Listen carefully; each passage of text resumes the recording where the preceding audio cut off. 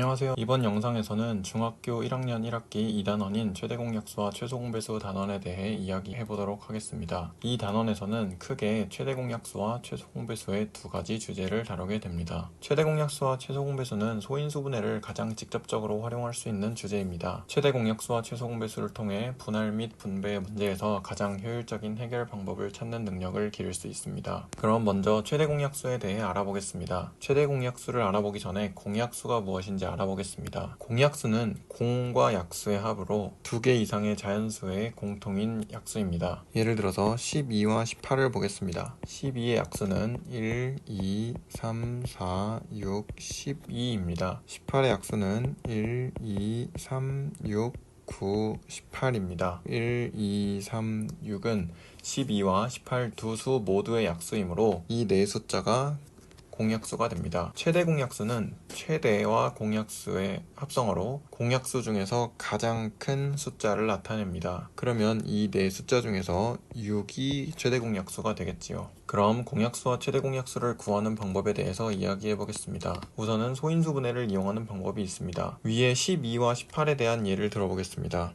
12의 경우는 2의 제곱 곱하기 3으로 소인수분해가 되고 18의 경우는 2 곱하기 3의 제곱으로 소인수분해를 할 수 있습니다. 그러면 이렇게 공통인 소인수들을 확인할 수 있는데요. 이 경우엔 2와 3이 됩니다. 여기서 공통인 소인수를 모두 곱하면 최대공약수를 구할 수 있습니다. 여기서 12는 2를 2개 가지고 있고 18은 2를 하나 가지고 있으므로 공통이 되는 소인수는 2가 됩니다.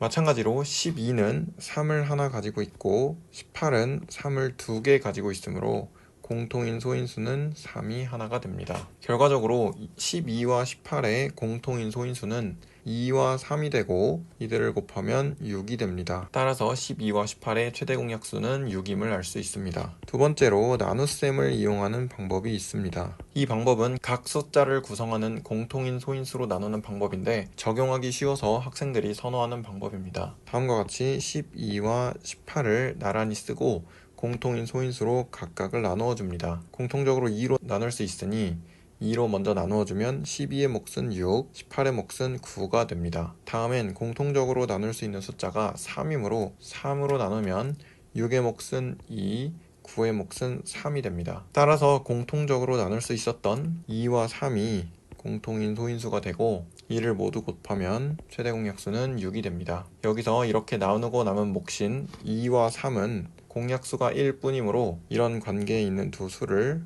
서로소라고 합니다. 위와 같이 최대 공약수를 구하는 방법에 대해 조금 더 생각해 보겠습니다. 최대 공약수를 구하려면 우선은 공통인 소인수를 찾아야 합니다. 공통인 소인수들을 모두 찾았으면 그 소인수들을 곱하여 최대 공약수를 찾을 수 있습니다. 공통인 소인수들은 모두 두 자연수의 약수가 되므로 이렇게 찾은 소인수들은 기본적으로 두 자연수의 공약수가 됩니다. 또한 이러한 소인수들을 모두 곱하여 최대 공약수를 찾으므로 모든 공약수는 최대 공약수의 약수가 된다는 사실을 알 수 있습니다. 다음으로 최소공배수에 대하여 알아보겠습니다. 앞에 최대 공약수와 마찬가지로 최소공배수를 알아보기 전에 먼저 공배수에 대하여 알아보겠습니다. 공배수는 앞에 공약수와 마찬가지로 공과 배수의 합성어인데요. 2개 이상의 자연수의 공통인 배수입니다. 예를 들어서 4와 6의 두 수를 보겠습니다. 4의 배수는 4, 8, 12, 16, 20, 24 등등이고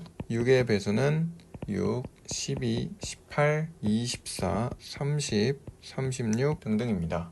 여기서 12와 24는 4와 6 두 수 모두의 배수이므로 이 숫자들이 공배수가 됩니다. 최소 공배수는 최소와 공배수의 합성어로 공배수 중에서 가장 작은 숫자를 나타냅니다. 그러면 이 네 숫자 중에 가장 작은 12가 최소 공배수가 됩니다. 그럼 공배수와 최소 공배수를 구하는 방법에 대해서 이야기해 보겠습니다. 우선은 소인수분해를 이용하는 방법이 있습니다. 위에 4와 6에 대한 예를 들어보겠습니다. 아래와 같이 각 숫자들을 소인수분해를 합니다. 이렇게 소인수분해를 할 수 있는데요. 그러면 이렇게 공통인 소인수와 공통이 아닌 소인수들을 확인할 수 있습니다. 이 경우엔 공통인 소인수는 2가 되고 공통이 아닌 소인수는 3이 됩니다. 공통인 소인수와 공통이 아닌 소인수들을 모두 곱하면 최소 공배수를 구할 수 있습니다. 이때 소인수 2의 경우엔 4가 2를 2개 가지고 있고 그리고 6이 2를 하나 가지고 있으므로 큰 쪽인 2개를 선택합니다.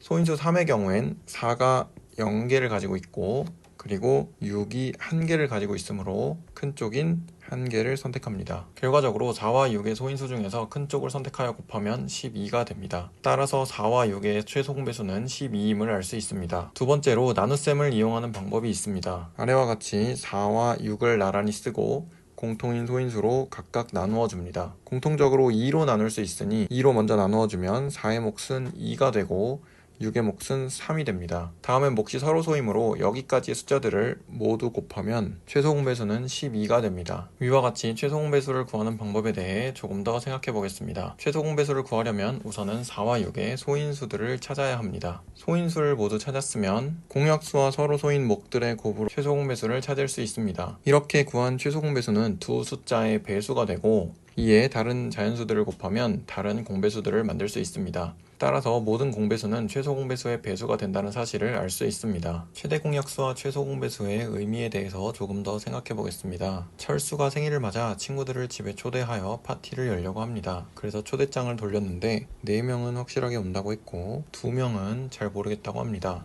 커다란 직육면체 모양의 케이크가 준비되어 있는데요. 이 케이크를 어떻게 자르면 친구들의 숫자에 맞게 효율적으로 자를 수 있을까요?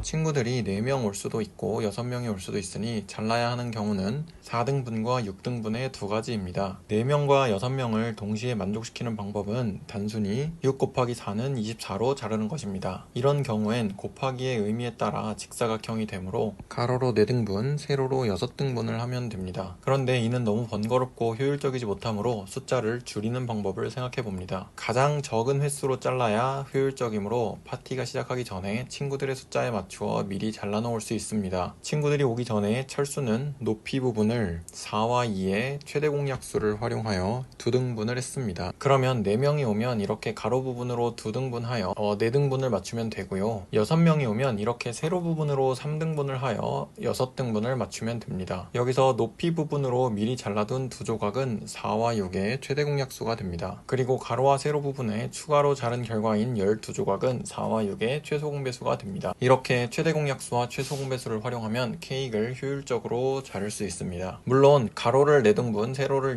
6등분하여 24조각으로 만들어두면 별다른 생각을 하지 않고도 똑같이 나누어 먹을 수 있습니다. 하지만 이렇게 많이 자르다간 생일이 다 지나가 버리고 친구들도 가버릴지 모릅니다. 그래서 가장 효율적으로 최대 공약수와 최소 공배수를 이용하여 모두가 만족스러운 생일 파티를 여는데 성공했습니다. 케이크 외에도 최대 공약수와 최소 공배수를 활용하면 똑같이 나누는 것에 대한 다양한 문제들을 효율적으로 풀어낼 수 있습니다. 최대 공약수의 경우엔 주로 다음과 같은 나누기를 활용하는 문제들에 활용이 됩니다. 두 종류 이상의 물건을 가능한 한 많은 사람에게 똑같이 나누어주는 문제, 직사각형 모양의 벽을 가능한 한 큰 정사각형 모양의 타일로 빈틈없이 채우는 문제, 2개 이상의 자연수를 동시에 나누는 가장 큰 자연수를 구하는 문제. 최소 공배수의 경우엔 주로 다음과 같은 곱하기를 활용하는 문제들에 활용이 됩니다. 움직이는 두 물체가 일정한 간격을 두고 움직이다가 같이 출발하는 시점을 구하는 문제, 일정한 크기의 직육면체를 쌓아 가능한 한 작은 정육면체를 만드는 문제, 톱니의 수가 다른 두 톱니바퀴가 다시 맞물릴 때까지의 회전수를 구하는 문제, 2개 이상의 자연수로 동시에 나누어지는 가장 작은 자연수를 구하는 문제. 마지막으로 최대 공약수와 최소 공배수는 다음과 같은 관계가 있습니다. 두 자연수 A와 B의 최대 공약수가 G라고 하고 최소 공배수를 L이라고 하겠습니다. 그러면 서로 소인 두 자연수 A와 B에 대해서 A는 A 곱하기 G,